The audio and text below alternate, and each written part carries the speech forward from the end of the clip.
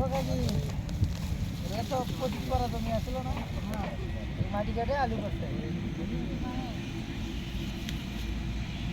আলু তার নাম কি জীবন নাকি ফাইনালি আছে এটা আরে কিন্তু পরে ছিল কলা করলো কত ভালো আলু হয়েছে। আসসালামু আলাইকুম, আমার অবস্থান একটু জানাই। আমি এখন গোবিন্দগঞ্জের ফুলবাড়ি ইউনিয়নের বোয়ালিয়া শিববাড়ি অবস্থান করছি। এখানে আমাদের গোবিন্দগঞ্জের এক কৃষক ভাই আগাম আলু চাষ করেছেন। এটা কি জাত? এটা সূর্যমুখী। সূর্যমুখী না? কতখানি জমি? এই জমি হলো 20 শতক। 20 শতক না? হ্যাঁ, পুরোটা হলো 28 শতক, তো অন্য ফসল আছে। ও, আজকেই প্রথম তুলতেছেন না? হ্যাঁ, আজকে প্রথম। বেচছেন কি এখন? না না না, এখনো বেচা হয়নি না? এখন তো মোটামুটি দাম ভালো না? হ্যাঁ, 16-17 এরকম। 16-1700 টাকা মন বিক্রি হচ্ছে না? আপনারা দেখছেন যে গোবিন্দগঞ্জের যে আগাম আলু তোলায় ব্যস্ত আমাদের এই কৃষক ভাই। গোবিন্দগঞ্জের অনেক জায়গায় কিন্তু আলু এখনও পর্যন্ত ওঠেনি, কিন্তু এই শিববাটি এলাকায় আগাম আলু চাষ করেছেন। কৃষক ভাইয়ের নাম কি? মোহাম্মদ হাসান আলী প্রধান। হাসান আলী প্রধান। আলু কিন্তু মোটামুটি আমরা দেখছি যে ভালো আলু হয়েছে, খুবই সুন্দর। 5টা-6টা করে এক একটা গাছে আছে।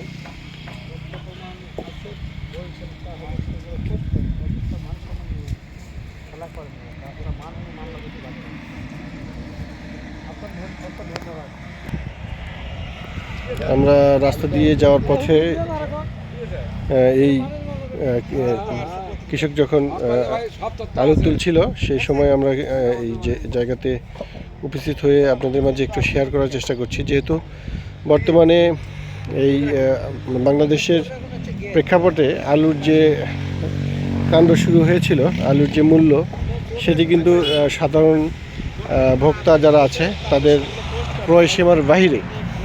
প্রতিবারের তুলনায় এবারে যে আলু বিক্রি হয়েছে একটি সিন্ডিকেটের মাধ্যমে, আমরা আলুর কিন্তু ঘাটতি ছিল না। সারা বাংলাদেশে বাজার বা যেখানেই বলি সে জায়গায় কিন্তু আলুর পর্যাপ্ত আলু থাকা সত্ত্বেও ভোক্তা যারা আছে তারা কিন্তু অধিক মূল্যে আলু ক্রয় করে খেয়েছে। সেই তুলনায় সেই দিক থেকে বিবেচনা করে আলুকে আমরা আসলে প্রধানই বলতে পারি, কারণ আলু এমন একটি পণ্য যেটি সব তরকারিতেই ব্যবহার হয় এবং বাংলাদেশের প্রায় প্রত্যেকটি পরিবারেই যারা আছেন সবাই মোটামুটি আলু পছন্দ করে, এরকমই একটি বিষয়।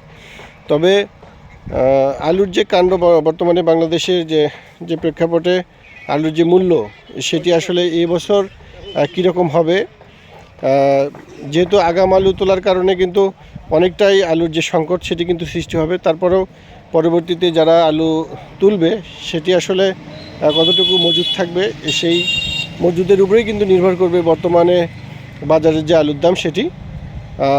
আমরা মনে করি যে সিন্ডিকেটের কাছে না যেয়ে যদি কৃষক যদি তাদের ন্যায্য মূল্যটা পায় তাহলে কিন্তু কৃষক উন্নত হবে, কৃষক কিন্তু চাষাবাদে আগ্রহী দেখাবে।